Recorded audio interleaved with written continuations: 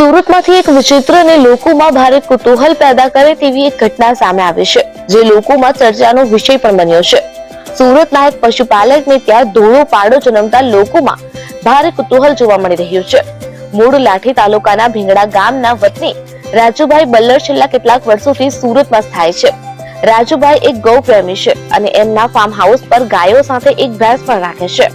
ત્યારે ગઈકાલના રોજ તેમને ત્યાં ભેંસે એક પાડાને જન્મ આપ્યો હતો, પરંતુ પાડો આખો ધોળો જન્મ્યો હતો, જે બાદ ગામમાં ઘણું કુતૂહલ સર્જાયું હતું। ત્યારે આ જોઈને રાજુભાઈએ ઘણા વડીલોને પણ પૂછપરછ કરી હતી। ત્યારે કેટલાક વડીલોએ જણાવ્યું હતું કે લગભગ 100 વર્ષમાં આ પહેલો બનાવ હશે।